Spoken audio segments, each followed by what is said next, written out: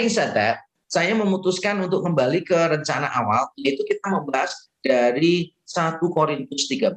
1 Korintus 13. Jadi tentang karunia roh itu dibahas di pasal 12, 13, dan 14.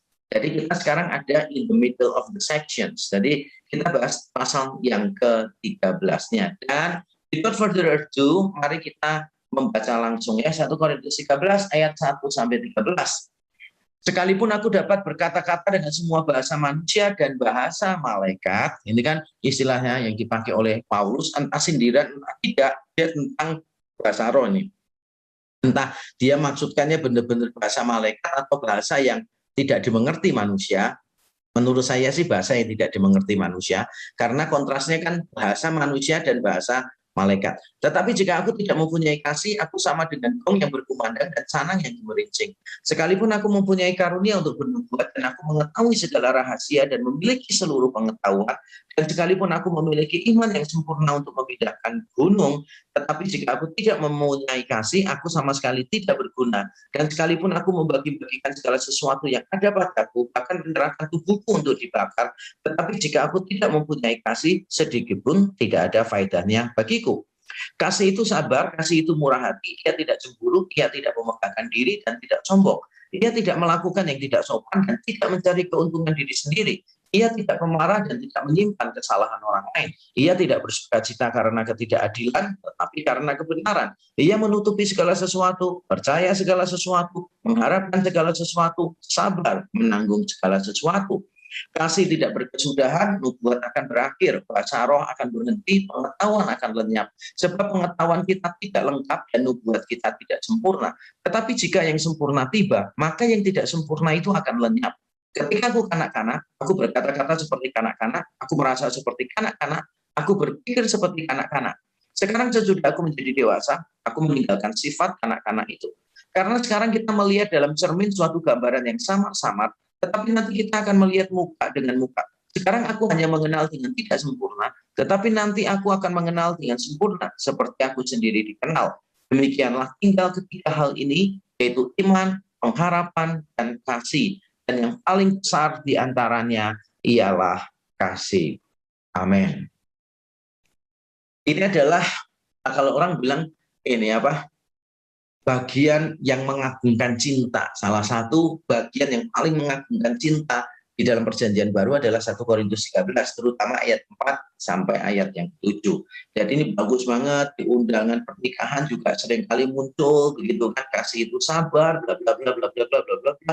Walaupun yang menikah nggak paham artinya apa, kelihatannya kan luar biasa indah gitu kan ya. Memang bagiannya itu indah banget sih, indah banget kalau kita memahami artinya jauh lebih indah. Nah, tapi persoalannya itu begini. Beberapa orang menganggap bahwa pasal 13 itu adalah selipan yang tidak berasal dari Paulus.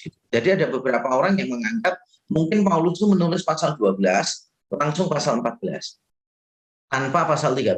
Alasannya apa? Karena mereka melihat pasal 12 itu tentang karunia-karunia roh. Pasal 14 tentang penggunaan karunia roh. Kenapa tengah-tengahnya perlu membahas kasih gitu. Jadi mereka merasa kayak, oh diskusi tentang kasih ini menyeleweng. Tidak cocok dengan konteksnya. Yaitu pembahasan tentang karunia roh. Ada beberapa orang yang menganggap demikian. Tapi nanti kita akan lihat bersama-sama bahwa itu tidak tepat. Itu tidak tepat. Nanti kita akan lihat bersama-sama. Nah, sebelum kita sampai ke sana, saya ingin menjelaskan dulu latar belakangnya ya, mengapa Paulus perlu membahas tentang ini. Ya, jadi ini dia. Seperti saya sebutkan tadi, ini bukan selipan yang tidak berhubungan. Saya lebih mengutamakan yang ini dulu. Jadi kalau kita melihat latar belakangnya di pasal 12 ayat 31, tepat sebelum pasal 13 ya. Jadi ini akhir dari pasal 12, Paulus berkata begini, jadi berusahalah untuk memperoleh karunia-karunia yang paling utama. Berusahalah untuk memperoleh karunia-karunia yang paling utama, dan aku menunjukkan kepadamu jalan yang lebih utama lagi. Kalau NIV menerjemahkannya, but eagerly desire the greater gifts, and now I shall show you the most excellent way.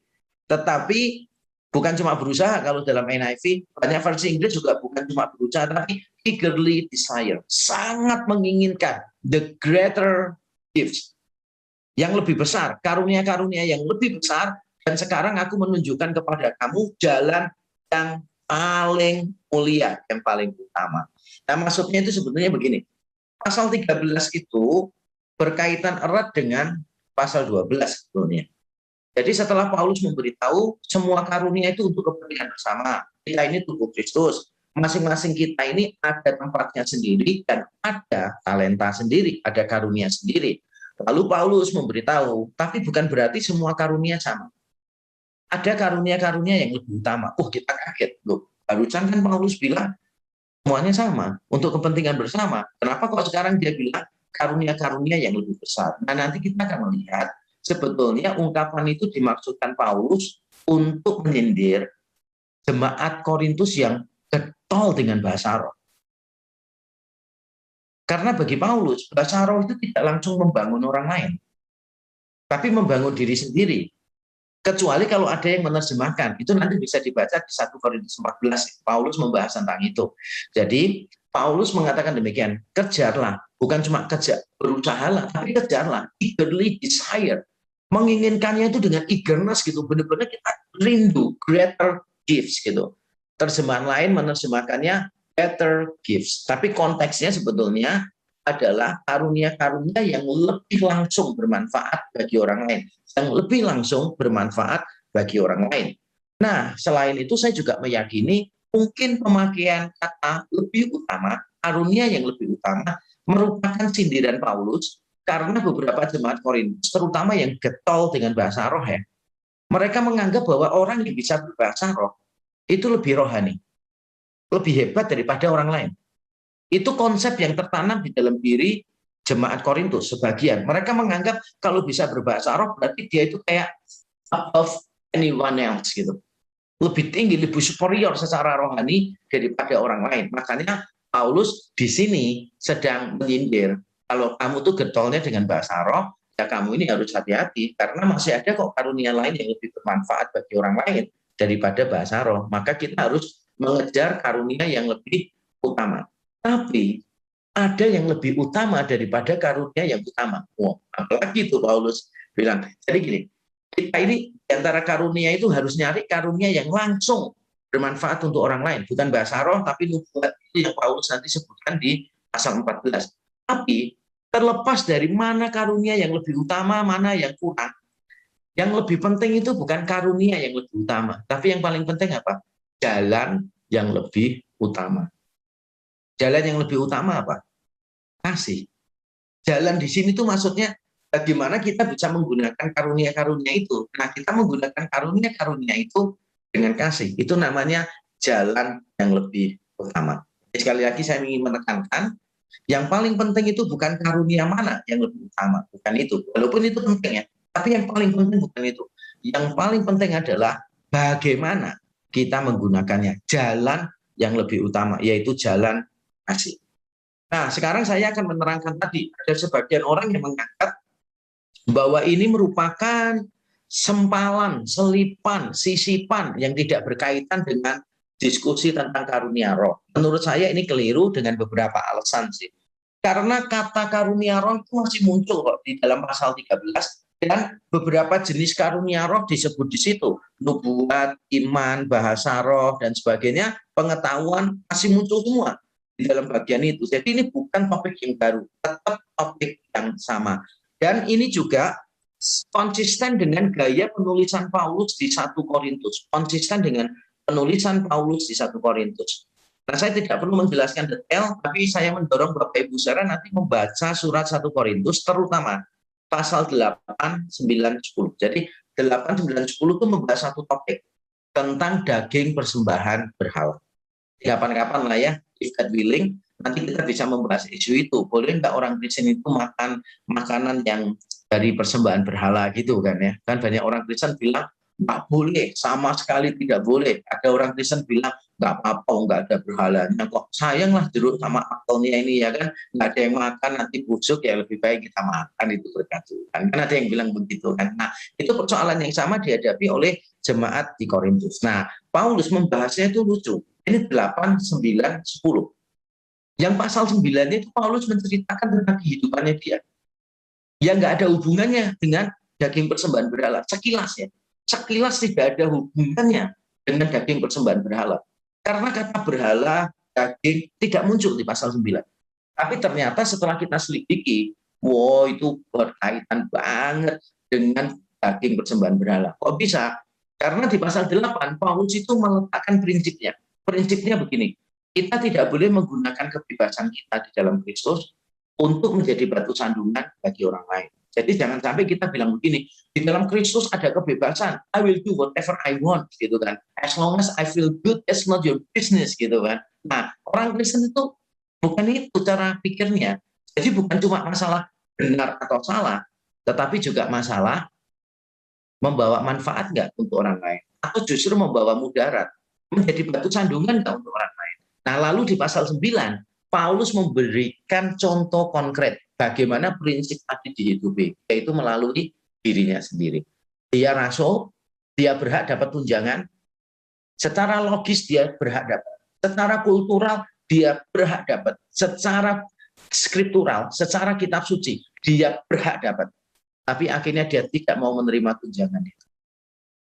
Itu gaya hidup yang tidak mau jadi batu sandungan untuk orang lain. Nah, ini tidak berlaku untuk semua jemaat ya, untuk semua hamba Tuhan. Karena Paulus di Filipi menerima, di tempat lain dia menerima, di Korintus dia tidak mau terima. Karena jemaat Korintus hubungannya dengan dia itu buruk.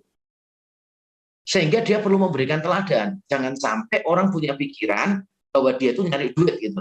Paulus menunjukkan bahwa aku bisa kok kerja keras sendiri menghidupi pelayanan. Nah, itu sebetulnya berkaitan dengan apa yang dia sampaikan di pasal 8. Jadi misalnya nih, untuk jemaat-jemaat yang berpikir, kan nggak ada berhala, makan sembarang kan nggak masalah sih. Oh, berhalanya nggak ada kok, sama sikat terus aja buah-buahannya, makanannya sikat terus aja, nggak ada berhalanya. Nah, Paulus bilang gini, terlepas dari benar atau tidaknya pandanganmu itu, yang nanti dibahas Paulus di pasal 10 ya, terlepas dari benar atau tidak, kamu tuh prinsip hidupmu salah. Walaupun kamu boleh melakukan sesuatu, bukan berarti kamu harus melakukannya. Apalagi kalau yang kamu lakukan menjadi batu sandungan untuk orang lain. Jadi sesuatu yang benar pun kalau jadi batu sandungan untuk orang lain menjadi salah. Itu poinnya Paulus. Lalu Paulus memberikan contoh dirinya sendiri. Sebagai rasul adalah benar kalau dia menerima tunjangan. Tapi kalau itu sampai menimbulkan batu sandungan untuk orang lain, halangan bagi Injil, Paulus melepaskan semua. Itu yang saya mau sampaikan. Jadi sebetulnya gaya penulisan di pasal 8 sampai 10 dan pasal 12 sampai 14 itu sama. Di tengah-tengahnya sekilas tidak berkaitan langsung, tapi justru di situlah Paulus memberikan contoh konkret atau elemen yang penting di dalam. Oke, having said that lagi, maka sekarang kita bisa menyelidiki masing-masing bagian di 1 Korintus 13 ya. Mari kita lihat ayat 1 sampai 3 berbicara tentang kesia-siaan tanpa kasih, kesia-siaan tanpa kasih. Paulus menggambarkannya dengan gong yang berkumandang dan canang yang gemerincing, lalu di ayat 2, tetapi jika aku tidak mempunyai kasih, aku sama sekali tidak berguna. Dan di ayat 3 ada sedikit perbedaan, Paulus berkata, sedikit pun tidak ada faedahnya, garis bawahi, bagiku. Nah, saya akan menerangkan dari poin ini kesia-siaan tanpa kasih. Yang pertama, karunia roh itu kan mencerminkan relasi penuh kasih dalam Tritunggal. Yang kemarin kita bahas tuh, pasal 12 ayat 4 sampai 6. Dan untuk kepentingan bersama, kita juga sudah bahas kemarin, pasal 12 ayat 7 dan 11. Nah, karena tujuannya adalah ini, mencerminkan relasi Tritunggal untuk kepentingan bersama, tanpa kasih sebagai penggeraknya, tujuan pemberian karunia roh tidak tercapai. Dengan kata lain, sia-sia. Sia-sia. Jadi kita harus memahami kata tidak ada gunanya di sana, itu di dalam konteks tadi itu. Kemarin kita bahas ya, Paulus meletakkan fondasi, yaitu Allah Tritunggal.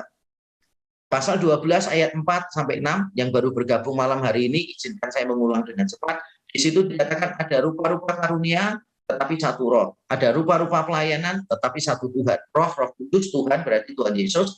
Dan ada banyak perbuatan yang ajaib, tapi Allah adalah satu, yaitu Bapa yang mengerjakan semuanya di dalam diri semua orang. Jadi ada keterkaitan yang erat antar pribadi di dalam Allah Tritunggal. Sekali lagi, Allah kita cuma satu, menyatakan dirinya di dalam tiga pribadi, dan tiga pribadi ini saling mengasihi sedemikian rupa. Kan lucu, Kalau karunia roh, pelayanan, dan hal-hal yang besar, itu berasal dari Allah Tunggal. Tapi ketika jemaat Korintus menggunakan semuanya itu bertabrakan dengan Allah Tritunggal, kan lucu sih. Tujuannya itu kan untuk mencerminkan Allah Tritunggal. Sekarang kalau tanpa kasih, berselisih, bertikai, ya itu kan tidak mencerminkan sama sekali sih. Sama lucunya dengan guru peristiwa yang saya alami sendiri sih. Jadi dulu waktu saya muda itu kan udah marah banget gitu kan. Sekarang lumayan lah ya. Jadi saya sekarang dipukul orang sekeras apapun juga saya nggak akan membalas sih. Yang penting tidak kena ya. Makanya kita perlulah melatih supaya jangan sering marah ya, olahraga yang baik. Jadi saya 3 bulan terakhir ini olahraga terus, ya. Saya turun 13 kilo, wah luar biasa. 13 kilo, jadi moodnya itu lebih stabil, moodnya lebih stabil. Kalau dulu kan marah, tertawa, marah, tertawa, marah, tertawa. Sekarang mood saya stabil, saya marah terus ya, dari pagi sampai malam. Oke, nah ya, kalau saya bisa mengendalikan kemarahan saya lebih baik. Terus moodnya itu lebih stabil gitu. Nah, anyway, dulu waktu saya masih muda, masih suka bertengkar dengan orang itu, kami itu diskusi tentang kasih. Mahasiswa teologi diskusi tentang kasih itu apa. Saudara tahu yang terjadi apa? Beda pendapat toh, merasa diri sama-sama pintar kan gitu. Setelah beda pendapat yang terjadi apa? Mau pukul-pukulan sampai dipisah. Lucu kan ya? Jadi mahasiswa teologi nih, calon hamba Tuhan ini membicarakan tentang kasih berakhir dengan berkelahian sampai perlu dipisah. Gitu. Itu banget kan ya, ironis banget. Nah seperti itulah penggunaan karunia roh tanpa kasih. Karena karunia roh itu tujuannya mencerminkan kasih di antara Allah Tritunggal. Bahwa 3 pribadi di dalam satu Allah ini, mereka itu bersinergi gitu loh. Bapa, Anak, Roh Kudus bersinergi begitu rupa. Karena memang cuma satu Allah kan, bukan 3 Allah yang kumpul jadi satu. Tritunggal itu kan bukan 3 Allah menjadi satu. Itu bukan Tritunggal, itu namanya arisan. Ya. Bukan, ini bukan Tritunggal, ini bukan perkumpulan ya. Ini Tritunggal. Jadi cuma ada satu Allah saja. Satu Allah menyatakan diri dalam 3 pribadi. Nah, tujuan karunia roh itu. Nah, selain itu, tujuan karunia roh itu apa? Untuk kepentingan bersama, untuk membangun orang lain. Nah, kalau sampai orang itu punya karunia rohani yang banyak, macam-macam, hebat, spektakuler, tapi ternyata dia tidak punya kasih. Ya, Paulus bilang nggak ada gunanya, dan dia gambarkannya seperti apa? Gong yang berkumandang dan canang yang gemerincing. Nah, kita tidak tahu maksudnya Paulus apa ketika dia mengucapkan ini, tetapi beberapa penafsir Alkitab menduga Paulus ini sedang memikirkan perayaan-perayaan di kuil-kuil kuno itu. Karena perayaan di kuil-kuil kuno itu biasanya kalau penyembahan itu dari suara cang, cang, cang, cang, cang, rame banget gitu. Memang di Korintus ada penyembahan kepada dewa-dewa tertentu yang menggunakan gong, canang, dan sebagainya.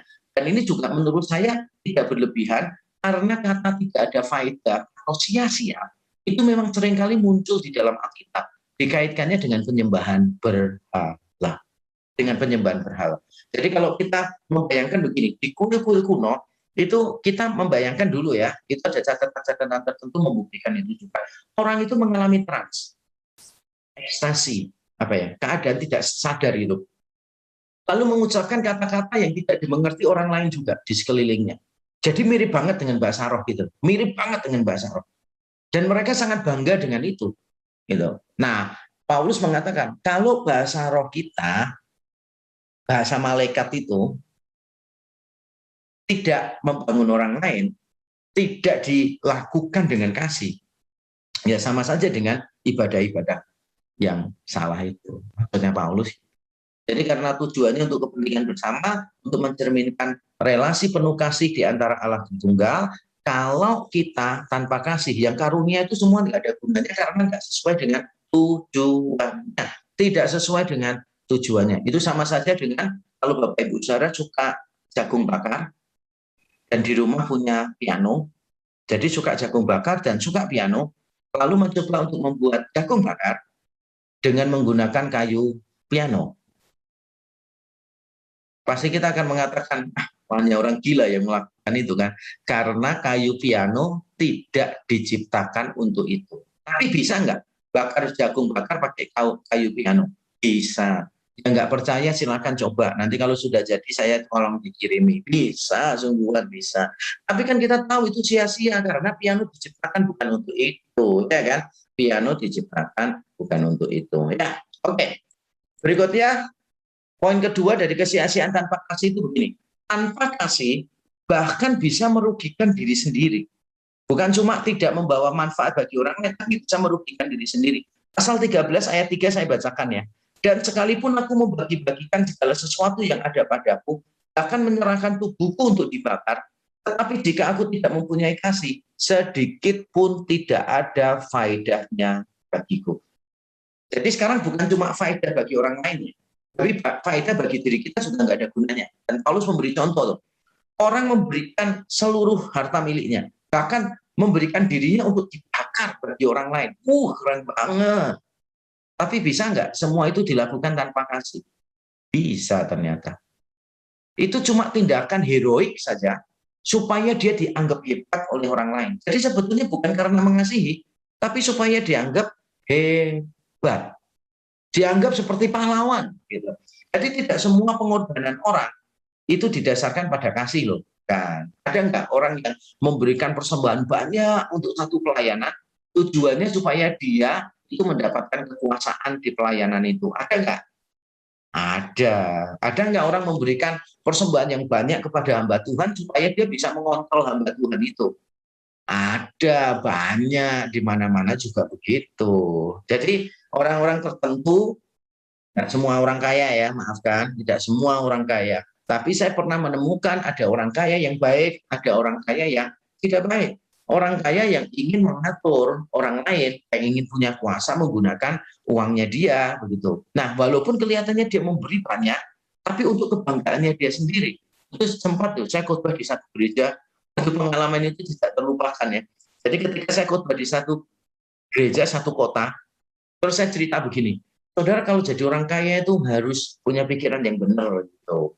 Bahwa saudara itu diberkati Tuhan banyak. Jadi kalau memberi banyak itu wajar. Jangan merasa diri saudara itu lebih hebat dari yang lain. Ya karena Tuhan kasihnya banyak, ya persembahannya banyak dong. Kalau persembahannya sedikit kan keterlaluan malahan gitu loh. Itu luar biasa itu. Kalau dikasih banyak, ngasihnya sedikit itu luar biasa gitu. Nah, kalau dikasih banyak nggak ngasih apa-apa, wah itu malaikat aja nggak bisa ngerti tuh kenapa bisa terjadi begitu kan. Jadi wajar kalau saudara orang kaya diberi Tuhan banyak, memberi banyak. Jangan main kuasa. Terus saya kasih contoh. Ada tuh di Surabaya satu gereja. Wah, saya bilang itu ngasih AC. Wah, kasih AC. Semuanya gereja dikasih AC. Begitu dia bertengkar dengan pendetanya di hari Minggu, hari Senin semua AC dan pemberian dia yang lain itu diangkut semua. Diambil kembali, copot semuanya dari ruangan ibadah gitu kan. Nah ketika saya cerita begitu, jemaat-jemaat kan ketawa kan di situ kan, konyol banget kan. Nah ternyata setelah selesai ibadah, saya didatangi oleh hamba Tuhannya, terus saya diomongin begini, Pak, nanti yang ngajak makan Bapak itu ya Pak ya, gitu. Dia tunjuk satu ibu gitu. Saya bilang, oh ya, saya sudah kenal kok sama dia gitu. Oh ya, gitulah. Oke, sip lah gitu kan.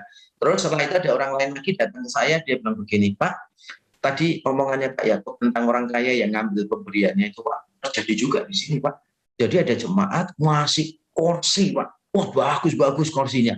Begitu dia bertengkar dengan pendeta di sini Pak, kursinya semuanya diangkut gitu. Terus dia ngomong, Bapak tahu nggak orangnya siapa? Gitu loh Pak orangnya. Dia nunjuk ibu yang sama, yang mengajak saya makan siang.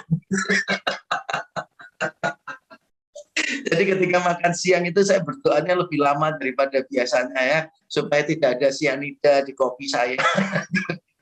Karena bisa bahaya. Puji Tuhan saya pulang dengan selamat ya, tetap sehat sampai sekarang ya.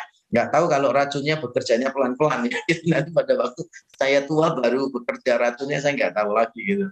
Tapi itulah yang terjadi. Orang memberi banyak belum tentu didasarkan pada kasih. Bahkan itu membahayakan diri sendiri. Kenapa? Kelihatannya heroik, tapi itu memuaskan kesombongannya dia. Dan itu yang menghancurkan kita. Kesombongan itu yang menghancurkan. Nah bisa jadi karunia-karunia roh itu kalau tidak didasarkan pada kasih, bukan cuma tidak bermanfaat bagi orang lain, tapi juga mendatangkan mudarat untuk kita. Yaitu kita menjadi sombong. menjadi sok hebat gitu loh. Merasa superior daripada orang lain. Dan itu yang menghancurkan kita. Dan itu yang terjadi dengan jemaat Korintus. Sebagian dari mereka sangat getol sekali berbahasa roh. Mereka menganggap kalau bahasa roh itu berarti lebih rohani, lebih hebat dari yang lain. Makanya tidak heran di dalam dasar tadi, kesia-siaan ya. Coba kita lihat sekali lagi ya. Di dalam dasar kesia-siaan, ayat pertama itu khusus untuk bahasa roh. Dan diletakkan di awal. Ayat kedua itu untuk yang lain-lain digabung sekalian. Seolah-olah nggak seberapa penting. Coba lihat ya ayat 1. Sekalipun aku dapat berkata-kata dengan semua bahasa manusia dan semua bahasa malaikat, tetapi jika aku tidak mempunyai kasih, aku sama dengan tong yang berkumandang dan canang yang gemerincing. Jadi ini khusus tentang bahasa roh. Baru ayat yang kedua tentang mengetahui rahasia, hikmat, pengetahuan, iman, penubuat, dan sebagainya dikumpulin jadi satu. Jadi banyak dikumpulin jadi satu. Ayat 1 khusus tentang bahasa roh. Karena memang itu yang relevan dengan jemaat di Korintus. Ini yang kita pelajari pertama ya. Kesia-siaan tanpa kasih. Yang kedua, Paulus menjelaskan kasih itu apa. Nah, kasih itu ya punya 3 karakteristik. 1 aktif, 2 integratif, 3 eksperiensial. Saya akan jelaskan satu persatu, tapi saya baca ulang ayatnya. Kasih itu sabar, kasih itu murah hati, ia tidak cemburu, ia tidak memegahkan diri dan tidak sombong, ia tidak melakukan yang tidak sopan dan tidak mencari keuntungan diri sendiri. Ia tidak pemarah dan tidak menyimpan kesalahan orang lain. Ia tidak bersuka cita karena ketidakadilan, tetapi karena kebenaran. Ia menutupi segala sesuatu, percaya segala sesuatu, mengharapkan segala sesuatu, sabar menanggung segala sesuatu. Nah, sadarkah kita bahwa 15 kata yang dipakai di sini untuk menggambarkan kasih, kalau dalam bahasa Yunani bentuknya semua kata kerja. Kalau dalam bahasa Indonesia itu campur kata sifat dan kata kerja. Misalnya, kasih itu sabar. Jadi beberapa orang bilang gini, loh itu kan sifat orang, sifatku memang nggak sabar kok gitu. Tapi dalam bahasa Yunani semuanya bentuknya kata kerja gitu, semuanya bentuknya kata kerja. Dan kata kerja ini bentuknya itu terus-menerus gitu, dilakukan. Jadi saya yakin ya, wujud kasih itu bisa dibiasakan. Jadi orang yang misalnya secara natur itu memang mudah marah, ada orang-orang seperti itu, atau karena pola asuh keluarganya yang ketus, yang kasar, dia itu sukar untuk sabar gitu. Ada, saya termasuk di situ. Secara temperamen saya itu kolerik. Saya nggak tahan kalau melihat orang lain salah. Dan saya orangnya kaku, nabrak sana. Pokoknya saya lurus, ada orang menghadang saya terjang terus-menerus. Orangnya kolerik kok. Dan lebih parah apa? Selain kolerik, saya canggung lagi, banyak ngomong lagi gitu kan ya. Saya ini nggak bisa dengarkan orang, gitu. Saya maunya ngomong, nggak mau dengarkan. Makanya saya jadi pendeta, bukan jadi jemaat ya. Saya kalau jadi jemaat saya kayak dianiaya gitu. Bukan ya, bukan itu alasannya. Jadi karena begini, jadi saya ini tipikalnya orangnya nggak sabar. By nature saya ini nggak sabar. Dan saya dari keluarga broken home. Dengan pola asuh yang kacau sekali. Perkelahian, omongan kasar, umpatan. Itu sudah biasa sejak saya kecil. Tapi itu bukan alasan saya tidak sabar. Karena Paulus memberitahu kasih di sana itu bentuknya kata kerja semua. 15 kata kerja dipakai di situ. Jadi bukan masalah sifat, bukan masalah kepribadian, tapi masalah tindakan. Dan itu terus-menerus. Kita bisa biasakan kok. Walaupun sekarang ada yang nggak sabar, bisa membiasakan diri untuk sabar. Nah berikutnya, kasih itu sifatnya integratif. Maksudnya integratif itu apa? Ada keterkaitan yang tidak terpisahkan antar masing-masing kata kerja tadi. Misalnya nih, sabar, kasih itu sabar. Lalu disebutkan, kasih itu tidak pemarah. Loh, kan mirip loh. Kasih itu tidak menyimpan kesalahan orang lain. Loh, itu kan juga sabar. Kasih itu sabar menanggung segala sesuatu. Jadi kalau kita ngomong begini, saya ini lumayan lah dari 15 itu punya 10. Ya jawabannya berarti belum mengasihi. Karena semuanya itu gabung jadi satu. Sabar, kasih itu sabar. Berarti sabar terhadap orang. Sabar menanggung segala sesuatu. Berarti sabar terhadap keadaan yang tidak menyenangkan. Jadi ada orang yang gini, saya itu sabar di tengah keadaan yang tidak menyenangkan. Misalnya kemiskinan, kepanasan, saya bisa sabar. Tapi saya nggak bisa sabar sama orang yang tidak menyenangkan. Ya jawaban saya, ya berarti sama saja Bang, kamu berarti belum sabar gitu.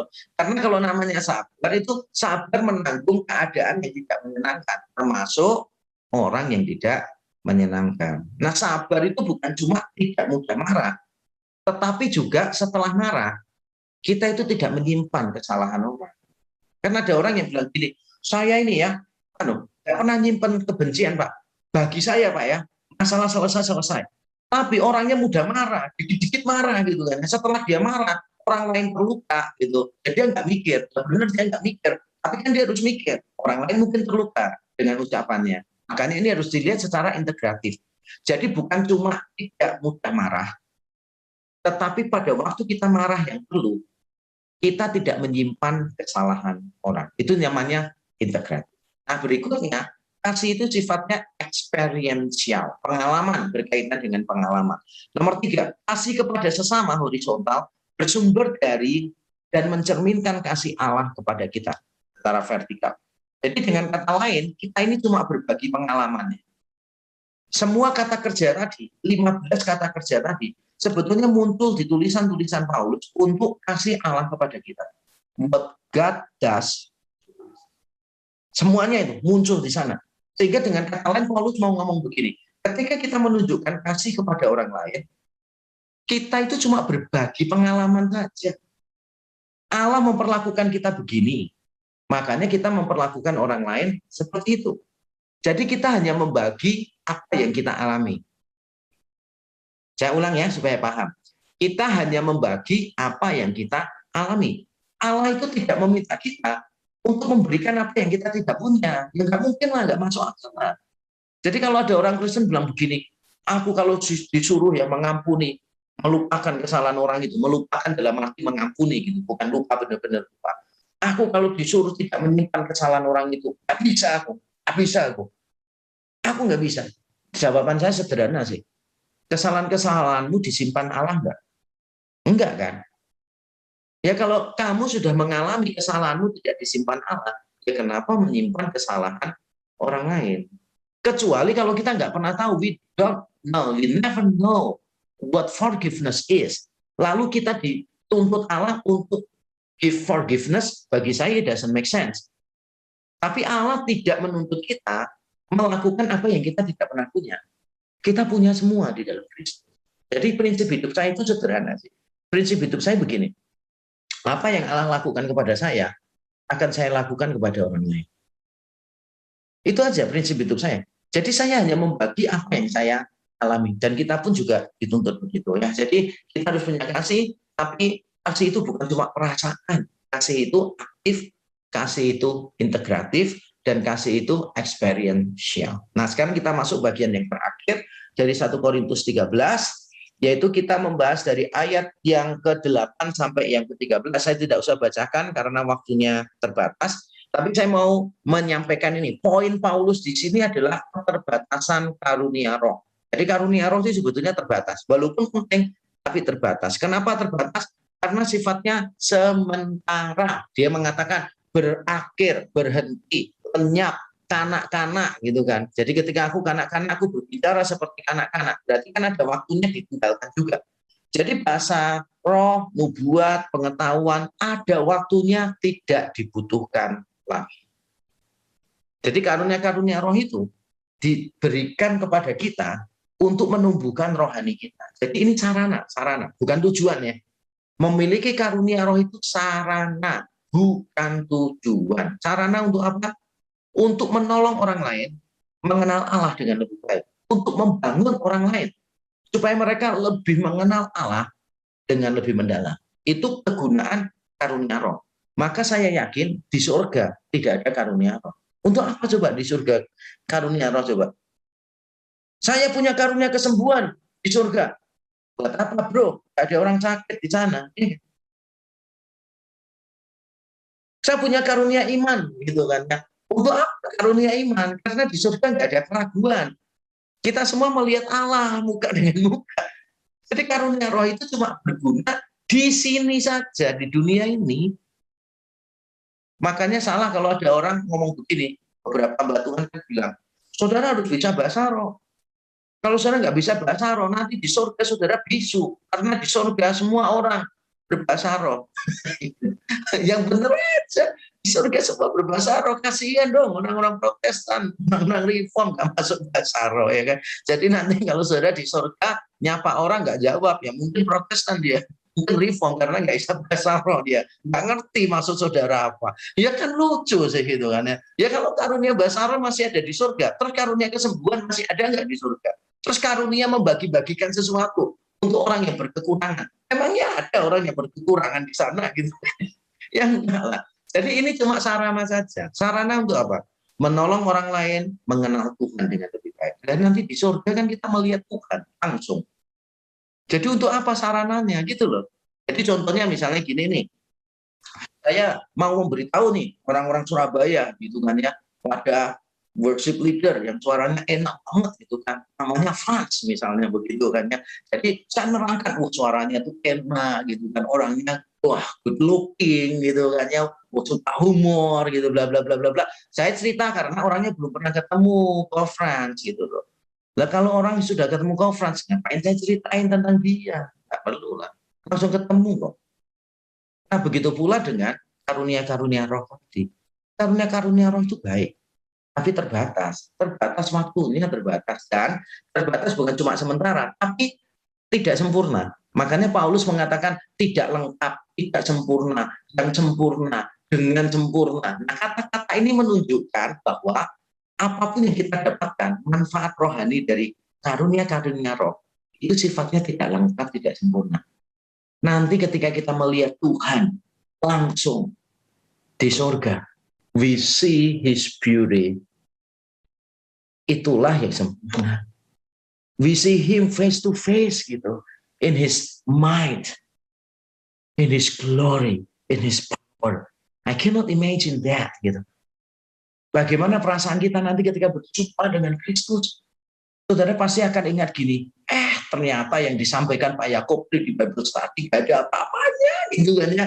Ini kita lihat Tuhan langsung gitu kan. Nanti saya yakin kalau kita berjumpa dengan Tuhan ya, kita ini nggak kagum kok dengan hamba-hamba Tuhan.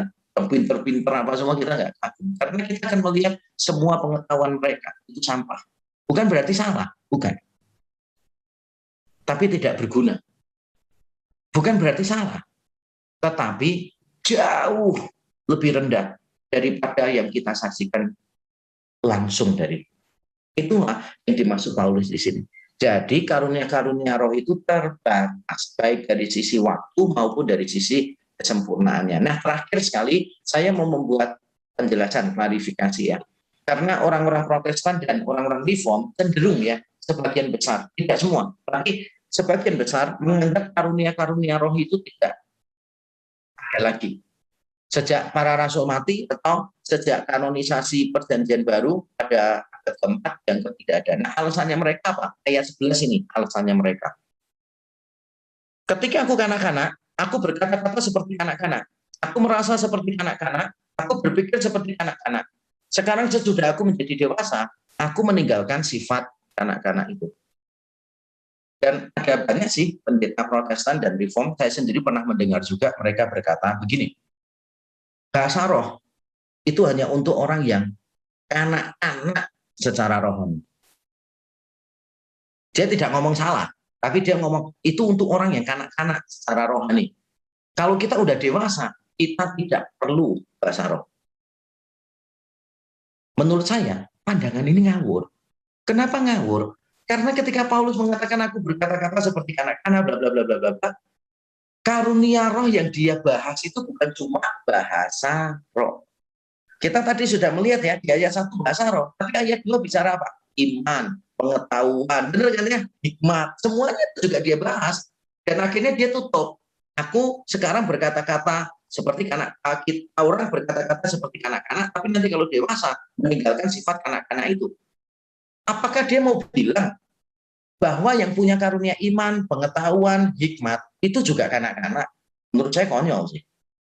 Kenapa kok kanak-kanak cuma diaplikasikan kepada bahasa roh coba? Apalagi kalau saya menunjukkan ke dia, di pasal 12 bagian terakhir, Paulus menyebut karunia-karunia roh yang lain apa? Rasul, penginjil, gitu kan. Ada itu ayatnya. Apakah semuanya rasul? Apakah semuanya pemberita Injil? Apakah semuanya gembala? Loh, itu kan karunia roh juga. Jadi kalau dia mengatakan bahasa roh sudah tidak ada karena bahasa roh untuk anak-anak, ya harusnya dia nambahkan semua karunia sudah tidak ada lagi. Semuanya menunjukkan orang lain itu kanak-kanak. Ya tapi kan itu konyol sih. Orang yang punya hikmat, punya pengetahuan, rasul. Rasul dalam arti sebenarnya loh ya, Rasul Paulus, Barnabas, dan 12 murid Yesus itu. Maksud mereka kanak-kanak sih? Ya enggak lah. Menurut saya ini penafsiran Alkitab yang lebih ditentukan oleh teologi seseorang. Jadi walaupun saya dari gereja Reform, gereja Protestan, tapi saya menolak tafsiran semacam itu. Bagi saya keliru tafsirannya. Yang berikutnya, yang saya mau klarifikasi ini. Kalau dikatakan semuanya ini akan berakhir kalau yang sempurna datang, yang sempurna ditafsirkan kanonisasi perjanjian baru abad keempat, menurut saya ini pasti salah. Kenapa? Karena yang sempurnanya itu dijelaskan di ayat 12 begini. Karena sekarang kita melihat dalam cermin suatu gambaran yang samar-samar, tetapi nanti kita akan melihat apa? Muka dengan muka. Sekarang aku hanya mengenal dengan tidak sempurna, tetapi nanti aku akan mengenal dengan sempurna seperti aku sendiri dikenal. Itu sudah jelas lah, yang dimaksud sempurna di sana itu apa? Yaitu ketika kita melihat Tuhan muka dengan muka. Kita akan mengenal dia jauh lebih baik. Gambarannya malah dihiperbolakan oleh Paulus seperti aku sendiri dikenal. Jadi benar-benar kita akan melihat, we will see God in His glory face to face. Nah, ketika nanti itu tiba, parousia, kedatangan Yesus kedua kali, baru semua karunia itu nggak ada gunanya. Baru semuanya nggak ada gunanya. Tapi bukan abad keempat. Ketika perjanjian baru diakui sebagai firman Allah oleh gereja, baru karunia berhenti. Ayatnya dari mana? Nggak ada ayatnya. Dan kalau memang itu merujuk kepada kanonisasi perjanjian baru abad keempat, ya jemaat Korintus bingung dong nafsirkannya kayak apa. Yang sempurna ternyata kanonisasi perjanjian baru. Mereka kan nggak punya ide tentang itu. Kalau dalam istilah penafsiran Alkitab hermeneutika, itu kesalahannya disebut anakronisme. Memakai konsep yang modern diaplikasikan pada konteks yang lebih kuno. Padahal yang orang kunonya itu pasti nggak ngerti apa-apa tentang yang modern itu. Pasti nggak ngerti, wong zamannya mereka nggak ada kok, gitu loh. Sama seperti pendeta pernah khotbah begini, apa artinya menjadi garam dunia? Menjadi garam dunia, saudara, artinya menghidupkan orang yang mati. Lalu dia kasih itu, alasannya apa dia menafsirkan gitu. Itu loh, alat kejut jantung itu loh. Dia jelaskan, saudara tahu alat kejut jantung? Itu tekanan listriknya besar banget. Tapi orang kalau kena itu tidak mati, malah bisa bangkit. Kenapa? Karena di dalamnya ada cairan garam. Itulah artinya menjadi garam, yaitu menghidupkan yang sakit, menghidupkan yang mati. Yang benar aja pada zaman Yesus mana ada alat kejut jantung, setrika aja nggak ada, apalagi alat kejut jantung, ya kan? Setrika yang pakai gambar ayam jago itu pakai arang gitu kan ya. Masih ingat ya? Kalau nggak ingat berarti milenial dong. Saya yakin ingat lah ya gitu. Waktu saya SD itu saya sudah lihat modelnya kayak begitu kan. Jadi modelnya itu besi berat banget, di dalamnya diisi arang gitu kan ya. Terus ada ayam jagonya untuk nalek ini kan ya. Ofran jangan pura-pura nggak ingat. Jadi kita mengalami masa-masa jahiliyah itu kan ya. Jadi masa-masa keperbelakangan dulu. Nah, jadi kita tidak boleh nafsirkan itu kanonisasi perjanjian baru. Jadi teman-teman saya yang reform yang bilang, oh kan sekarang nggak ada lagi sejak kanonisasi PB. Saya selalu tanya, ayatmu mana? Dan dia bilang 1 Korintus 13 itu, yang sempurna datang. Yang benar aja. Karena di ayatnya dijelaskan yang sempurna itu adalah when we see him face to face. Ketika kita melihat muka dengan muka, tidak lagi lewat perantara. Kalau kita cermin kan kita lewat, lihatnya seperti di dalam cermin kan, tapi kan nggak bisa langsung kan. Tapi nanti kita akan melihat muka dengan muka. Dan itu merujuk pada kedatangan Kristus yang kedua kali. Nah, kurang lebih begitulah materi saya untuk malam hari ini, panjang banget ya. Semoga tidak membingungkan kita. Silakan kalau ada yang mau bertanya-tanya, silakan.